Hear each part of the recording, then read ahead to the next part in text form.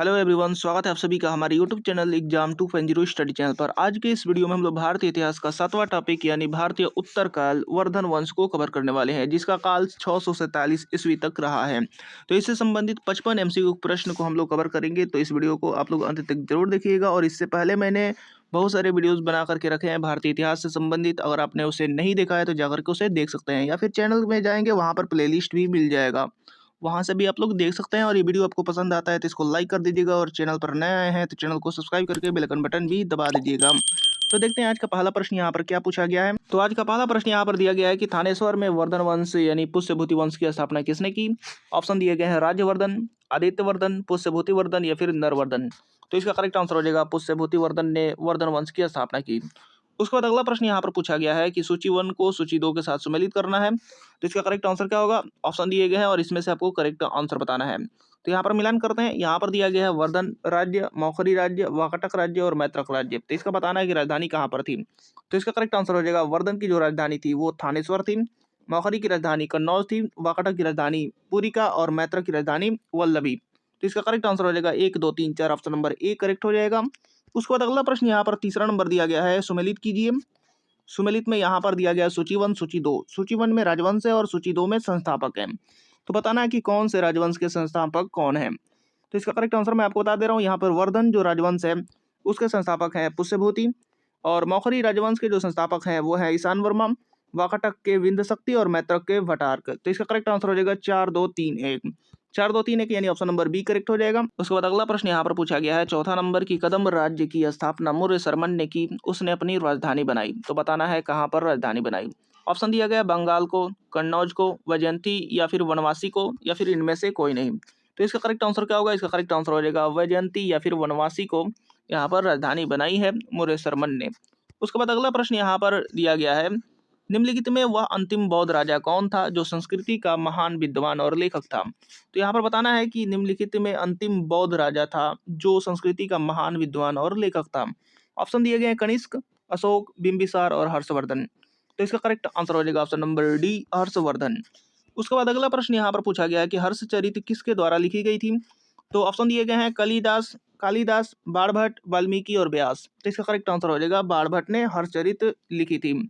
उसके बाद अगला प्रश्न यहाँ पर 7वां नंबर दिया गया है कि हर्षवर्धन के समय में कौन सा चीनी तीर्थयात्री भारत आया था। तो बताना है कि कौन सा चीनी तीर्थयात्री भारत आया था हर्षवर्धन के समय में। ऑप्शन दिए गए हैं फायान, इत्सिंग, मेगासनीज और वेनसांग। तो इसका करेक्ट आंसर हो जाएगा ऑप्शन नंबर डी, हेनसांग जो था वो हर्षवर्धन के समय में भारत आया था। उसके बाद अगला प्रश्न यहाँ पर पूछा गया 8वां नंबर, चालुक्य राजा पुलकेशिन द्वितीय को किसने पराजित किया था। ऑप्शन दिए गए हैं महेंद्र वर्मन प्रथम, नरसिम्ह वर्मन प्रथम और परमेश्वर वर्मन प्रथम या फिर परांतक प्रथम। तो इसका करेक्ट आंसर हो जाएगा option number B, Narasimha Varman प्रथम ने चालुक्य राजा पुलकेशिन द्वितीय को पराजित किया था। उसके बाद अगला प्रश्न यहाँ पर पूछा गया है 9वां नंबर कि किस व्यक्ति को द्वितीय अशोक कहा जाता है। तो यहाँ पर ऑप्शन दिए गए हैं समुद्रगुप्त, चंद्रगुप्त मौर्य, स्कंदगुप्त या फिर हर्षवर्धन। तो इसका करेक्ट आंसर हो जाएगा ऑप्शन नंबर डी, हर्षवर्धन को द्वितीय अशोक कहा जाता है। उसके बाद अगला प्रश्न है 10वां नंबर की बाणभट्ट किस सम्राट के राज दरबारी कवि थे। ऑप्शन दिए गए हैं विक्रमादित्य, कुमारगुप्त, हर्षवर्धन या फिर कनिष्क। तो इसका करेक्ट आंसर हो जाएगा हर्षवर्धन के राज दरबारी कवि थे। उसके बाद अगला प्रश्न यहाँ पर 11 नंबर दिया गया है कि हर्ष एवं पुलकेशिन द्वितीय के मध्य हुए संघर्ष की जानकारी कहाँ से मिलती है। आपको बताना है कि हर्ष एवं पुलकेशिन द्वितीय के मध्य हुए संघर्ष की जानकारी कहाँ से मिलती है। ऑप्शन दिए गए हैं और इसमें से करेक्ट आंसर बताना है। तो इसका करेक्ट आंसर मैं बता दे रहा हूँ। इसका करेक्ट आंसर हो जाएगा एहोल अभिलेख से मिलती है। ऑप्शन नंबर ए करेक्ट हो जाएगा। उसके बाद अगला प्रश्न यहाँ पर 12 नंबर पूछा है कि प्रतापशील हूण हरिण केसरी महाराजाधिराज नामक उपाधि निम्न में से किसकी थी। तो बताना है कि प्रतापशील हूण हरिण केसरी या फिर महाराजाधिराज नामक उपाधियां निम्न में से किसकी थी। ऑप्शन दिए गए हैं नरवर्धन, प्रभाकर वर्धन, आदित्यवर्धन या फिर राज्यवर्धन। तो इसका करेक्ट आंसर हो जाएगा ऑप्शन नंबर बी, यानी प्रभाकर वर्धन को प्रतापशील हूण हरिण केसरी या फिर महाराजाधिराज नामक उपाधियां थी।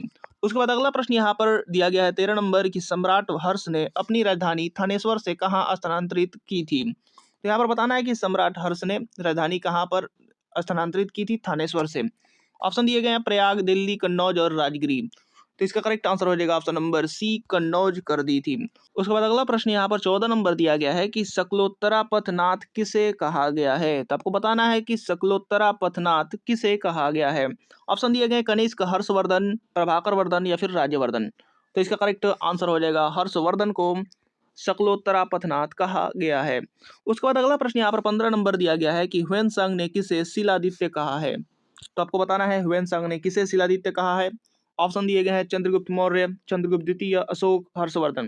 तो इसका करेक्ट आंसर हो जाएगा ऑप्शन नंबर डी, हर्षवर्धन को शिलादित्य कहा है ह्वेनसांग ने।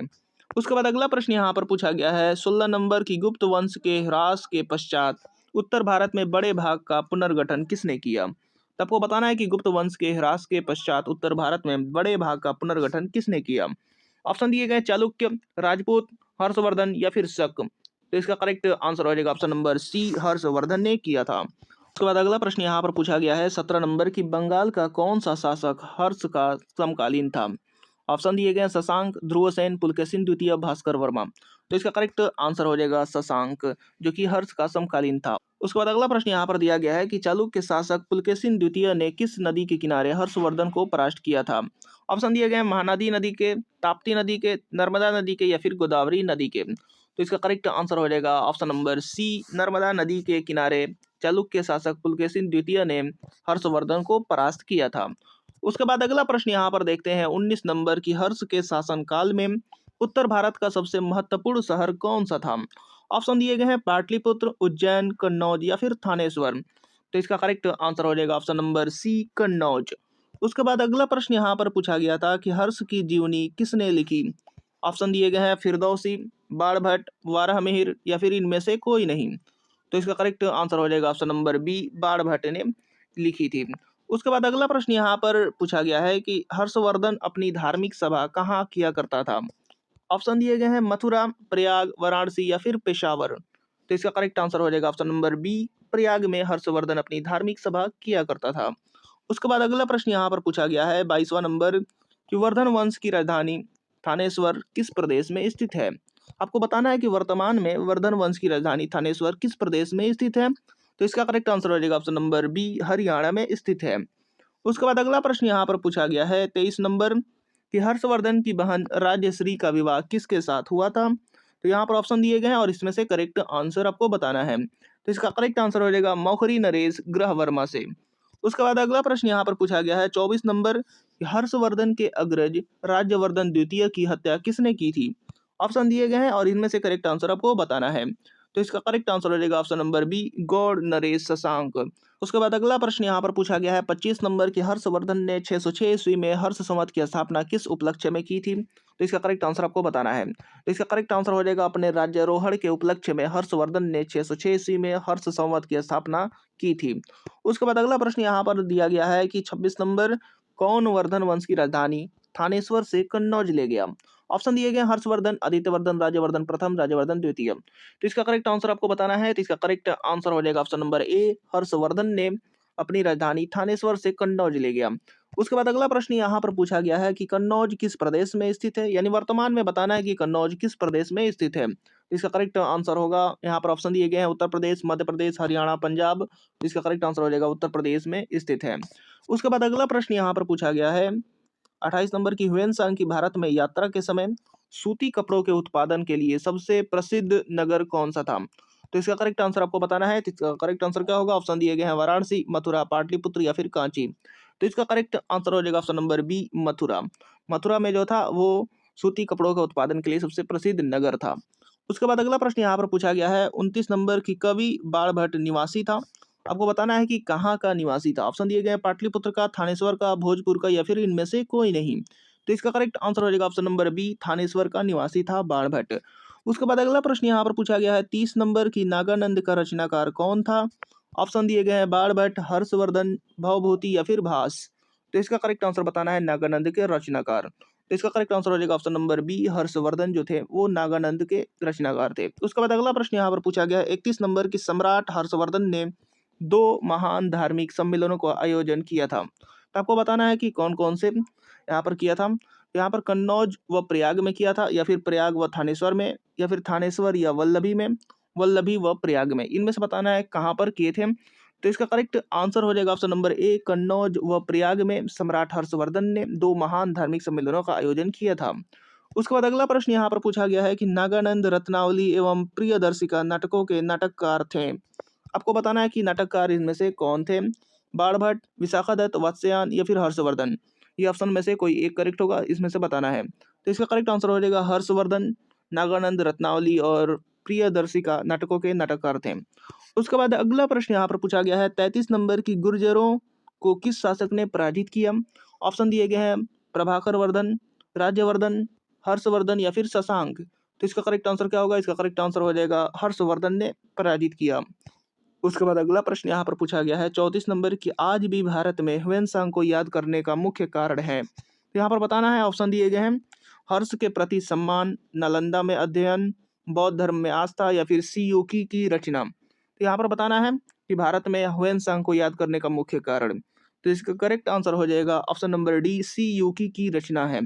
उसके बाद अगला प्रश्न यहाँ पर 35 नंबर दिया गया है। उसके बाद अगला प्रश्न यहाँ पर 35 नंबर दिया गया है कि हर्षवर्धन के विजयी जीवन में एकमात्र पराजय देने वाले पुलकेशिन द्वितीय कहाँ का शासक था। यहाँ पर ऑप्शन दिए गए हैं वातापी या फिर इसको बादामी कहते हैं, कल्याणी या फिर वेंगी या फिर तंजौर। तो इसका करेक्ट आंसर हो जाएगा बादामी, बादामी का निवासी था। उसके बाद अगला प्रश्न यहाँ पर पूछा गया है 36 नंबर की हर्षवर्धन ने अपनी पुत्री का विवाह वल्लभी नरेश से किया, जो कि उसकी एक बड़ी कूटनीतिक उपलब्धि थी। वल्लभी नरेश का नाम था। यहाँ पर बताना है कि वल्लभी नरेश का क्या नाम था। तो इसका करेक्ट आंसर हो जाएगा ऑप्शन नंबर ए, ध्रुवसेन द्वितीय। उसके बाद अगला प्रश्न यहाँ पर दिया गया है 37 नंबर की 641 ईस्वी में किसने चीन के राजा ताई सुंग के पास एक राजदूत भेजा। ऑप्शन दिए गए राज्यवर्धन, आदित्यवर्धन, प्रभाकर वर्धन या फिर हर्षवर्धन। तो इसका करेक्ट आंसर हो जाएगा ऑप्शन नंबर डी, यानी हर्षवर्धन ने भेजा। 38 नंबर यहाँ पर प्रश्न दिया गया है कि हर्षवर्धन के भारतीय मिशन के जवाब में चीनी सम्राट ताइसुंग ने 3 चीनी मिशन हर्षवर्धन के दरबार में भेजे, जिसमें एक मिशन हर्षवर्धन के मरणोपरांत पहुंचा। अंतिम मिशन में शामिल उस चीनी राजदूत का क्या नाम है जिसने हर्ष की मृत्यु के तुरंत बाद जो घटनाक्रम घटित हुआ उसका विस्तार से वर्णन किया। तो आपको बताना है इसमें से करेक्ट आंसर क्या होगा। इसका करेक्ट आंसर हो जाएगा, तो इसका करेक्ट आंसर हो जाएगा ऑप्शन नंबर ए, वांग ह्वेनसे। वांग ह्वेनसे जो है वो अंतिम मिशन में शामिल उस चीनी राजदूत का नाम है। उसके बाद अगला प्रश्न यहाँ पर पूछा गया 39 नंबर की किस चीनी यात्री को वर्तमान शाक्य मुनि एवं यात्रियों में राजकुमार कहा जाता है। तो इसका करेक्ट आंसर क्या होगा? ऑप्शन दिए गए हैं फायान, ह्वेनसांग या फिर इत्सिंग या फिर इनमें से कोई नहीं। तो इसका करेक्ट आंसर हो जाएगा ऑप्शन नंबर बी, ह्वेनसांग को कहा जाता है यात्रियों में राजकुमार या फिर वर्तमान शाक्य मुनि। उसके बाद अगला प्रश्न यहाँ पर पूछा गया है 40 नंबर कि ह्वेनसांग भारत में लगभग कितने साल रहा है। तो इसका करेक्ट आंसर हो जाएगा ऑप्शन नंबर सी, 14 साल तक रहा है। उसके बाद अगला प्रश्न यहाँ पर 41 नंबर दिया गया है कि ह्वेनसांग के समानार्थ एवं महायान धर्म के प्रचारार्थ हर्षवर्धन ने कहाँ महासभा का आयोजन 643 ईस्वी में करवाया। ऑप्शन दिए गए हैं कन्नौज, थानेश्वर, प्रयाग या फिर उज्जैन। तो इसका करेक्ट आंसर हो जाएगा ऑप्शन नंबर ए, कन्नौज में करवाया। उसके बाद अगला प्रश्न यहाँ पर दिया गया है 42 नंबर की कुंभ मेला को प्रारंभ करने का श्रेय किसे दिया जाता है। ऑप्शन दिए गए हैं अशोक, चंद्रगुप्त द्वितीय, हर्षवर्धन या फिर इनमें से कोई नहीं। तो इसका करेक्ट आंसर हो जाएगा ऑप्शन नंबर सी, हर्षवर्धन को दिया जाता है कुंभ मेला के प्रारंभ करने का श्रेय। उसके बाद अगला प्रश्न यहाँ पर दिया गया है 43 नंबर की नर्मदा नदी पर सम्राट हर्ष के दक्षिणवर्ती अग्रगमन को रोका। तो आपको बताना है कि किसने रोका। तो इसका करेक्ट आंसर यहाँ पर दिया गया है, ऑप्शन दिए गए हैं, यहाँ पर बताना है करेक्ट आंसर। पुलकेशिन प्रथम ने, पुलकेशिन द्वितीय ने, विक्रमादित्य प्रथम ने या फिर विक्रमादित्य द्वितीय ने। तो इसका करेक्ट आंसर हो जाएगा ऑप्शन नंबर बी, पुलकेशिन द्वितीय ने नर्मदा नदी पर सम्राट हर्ष के दक्षिणवर्ती अग्रगमन को रोका। उसके बाद अगला प्रश्न यहाँ पर दिया गया है 44 नंबर, निम्नलिखित में किसने नालंदा विश्वविद्यालय को 100 ग्रामों की आय दान स्वरूप दिए। तो इसका करेक्ट आंसर क्या होगा? ऑप्शन दिए गए चंद्रगुप्त मौर्य, चंद्रगुप्त प्रथम, चंद्रगुप्त द्वितीय या फिर हर्षवर्धन। तो इसका करेक्ट आंसर हो जाएगा ऑप्शन नंबर डी, हर्षवर्धन ने दिए। उसके बाद अगला प्रश्न यहाँ पर 45 नंबर दिया गया है सूची 1 को सूची 2 के साथ सुमेलित कीजिए। सूची 1 में रचना है और सूची 2 में रचनाकार हैं। तो इसका करेक्ट आंसर बताना है। तो इसका करेक्ट आंसर मैं आपको बता दे रहा हूँ, हर्षचरित और कादम्बरी के जो रचनाकार हैं वो बाणभट्ट हैं, ये आपको याद रखना है। इसका यह मिलान यहाँ पर हो जाएगा चौथा में। नीति शतक, श्रृंगार शतक और भक्ति शतक के जो रचनाकार हैं वो भर्तृहरि हैं, भर्तृहरि हैं, ये आपको याद रखना है, भर्तृहरि। और उसके बाद सूर्य शतक के जो रचनाकार हैं वो मयूर हैं, और प्रियदर्शिक रत्नावली नागानंद के जो रचनाकार हैं वो हर्षवर्धन है, ये आपको याद रखना है। तो इसका करेक्ट आंसर हो जाएगा 4231। 4231, 4231 कौन है यहाँ पर? ऑप्शन नंबर ए करेक्ट हो जाएगा 4231। अगला प्रश्न यहाँ पर दिया गया 46 नंबर कि निम्नलिखित में से कौन हर्षवर्धन के दरबार से संबंध नहीं था? तो इसका करेक्ट आंसर क्या होगा? ऑप्शन दिए गए हैं बाणभट्ट, कालिदास, भर्तृहरि या फिर मयूर। तो इसका करेक्ट आंसर हो जाएगा ऑप्शन नंबर बी यानी कालिदास का यहाँ पर संबंध नहीं था। उसके बाद अगला प्रश्न यहाँ पर दिया गया कथन ए और कारण आर दिया गया है। तो यहाँ पर बताना है कौन सा यहाँ पर सही है ऑप्शन में से। कथन ए दिया गया हर्षवर्धन ने किसी नवीन शासन प्रणाली को जन्म नहीं दिया, और कारण यहाँ पर आर दिया गया है कि हर्षवर्धन ने गुप्त शासन प्रणाली को कुछ संशोधन के साथ अपनाया। तो इनमें से कौन सा करेक्ट होगा ये आपको बताना है। तो इसका करेक्ट आंसर मैं आपको बता दे रहा हूँ, यहाँ पर ए और आर दोनों सही हैं तथा आर ए की सही व्याख्या करता है। ऑप्शन नंबर ए करेक्ट हो जाएगा। उसके बाद अगला प्रश्न यहाँ पर दिया गया है 48 नंबर कि कौन सही सुमेलित है। यहाँ पर ऑप्शन दिए गए हैं और इनमें से करेक्ट आंसर आपको बताना है। ऑप्शन नंबर यहाँ पर ए दिया गया है अवंती हर्षवर्धन का प्रधानमंत्री, सिंहनंद महासेनापति, कुंतल सेनापति अश्वसेना, और यहाँ पर डी दिया गया उपर्युक्त सभी। तो इनमें से बताना है कि कौन सही सुमेलित है। तो इसमें से करेक्ट हो जाएगा ऑप्शन नंबर डी यानी उपर्युक्त सभी यहाँ पर सही सुमेलित है, आपको याद रखना है। उसके बाद अगला प्रश्न यहाँ पर दिया गया 49 नंबर की किसका कथन है भारत के लोग गर्म मिजाज के हैं, उन्हें जल्दी गुस्सा आता है परंतु ईमानदार होते हैं, भारतीय स्वच्छता प्रेमी है। ऑप्शन दिए गए मेगास्थनीज, फायान, ह्वेनसांग या फिर इत्सिंग। तो इसका करेक्ट आंसर क्या होगा? इसका करेक्ट आंसर हो जाएगा ऑप्शन नंबर सी ह्वेनसांग का कथन है कि भारत के लोग गर्म मिजाज के हैं और उन्हें जल्दी गुस्सा आता है परंतु ईमानदार होते हैं, भारतीय स्वच्छता प्रेमी है। उसके बाद अगला प्रश्न यहाँ पर दिया गया 50 नंबर यहाँ पर दिया गया है कि अग्रहार का अर्थ था। तो ये आपको बताना है कि अग्रहार का अर्थ क्या था। ऑप्शन दिए गए हैं और इनमें से करेक्ट आंसर आपको बताना है। तो इसका करेक्ट आंसर हो जाएगा ब्राह्मणों को दिया जाने वाला कर मुक्त भूमि अनुदान, वो अग्रहार था। उसके बाद अगला प्रश्न यहाँ पर दिया गया है 51 नंबर की घंटी यंत्र तुला यंत्र का प्रयोग होता था। तो ऑप्शन दिए गया और इनमें से करेक्ट आंसर आपको बताना है। तो इसका करेक्ट आंसर हो जाएगा खेत की सिंचाई के लिए घंटी यंत्र यानी तुला यंत्र का प्रयोग होता था। उसके बाद अगला प्रश्न देखते हैं। अगला प्रश्न यहाँ पर 52 नंबर दिया गया है कि दक्षिण भारत के संदर्भ में एरिपत्ती का अर्थ था। तो आपको बताना है कि क्या अर्थ था। ऑप्शन दिए गए हैं जलाशय की भूमि, चारागाह की भूमि, जंगली भूमि या फिर इनमें से कोई नहीं। तो इसका करेक्ट आंसर हो जाएगा जलाशय की भूमि, दक्षिण भारत के संदर्भ में एरिपत्ती का अर्थ था। उसके बाद अगला प्रश्न यहाँ पर दिया गया है 53 नंबर की हर्ष के काल में भू राजस्व की सीमा थी। आपको बताना है कि कितनी सीमा थी। तो इसका करेक्ट आंसर क्या होगा? ऑप्शन दिए गए हैं, इनमें से आपको बताना है करेक्ट आंसर। तो इसका करेक्ट आंसर हो जाएगा ऑप्शन नंबर बी 1/6 से 1/10 तक। उसके बाद अगला प्रश्न यहाँ पर दिया गया है 54 नंबर मौखरी शासकों की राजधानी थी। तो मौखरी शासकों की राजधानी कहाँ पर थी ये आपको बताना है। ऑप्शन दिए गए थानेश्वर, कन्नौज, पुरुषपुर या फिर इनमें से कोई नहीं। तो इसका करेक्ट आंसर हो जाएगा कन्नौज थी मौखरी शासकों की राजधानी। उसके बाद अगला और इस वीडियो का लास्ट प्रश्न यहाँ पर दिया गया है कि सीयूकी नामक यात्रा विवरण निम्नलिखित में से किससे जुड़ा है। तो ये आपको बताना है इसमें से करेक्ट आंसर क्या होगा। तो ऑप्शन दिए गए हैं फायान, अल बरूनी या फिर मेगास्थनीज या फिर ह्वेनसांग। तो इसका करेक्ट आंसर हो जाएगा option number D Hiuen Tsang. Hiuen Tsang से यहाँ पर जुड़ा हुआ है। तो उसके बाद उम्मीद करता हूँ कि ये वीडियो आपको पसंद आया होगा, और अभी तक आपने इस चैनल को सब्सक्राइब नहीं किया है तो चैनल को सब्सक्राइब कर लीजिए और साथ में बेल आइकन बटन भी दबा दीजिए ताकि हमारा एक भी वीडियो को नोटिफिकेशन आपसे मिस ना हो सके। तो मिलते हैं अगले वीडियोज़ में, और लगातार देखने के लिए इस चैनल के साथ जुड़ जाइए।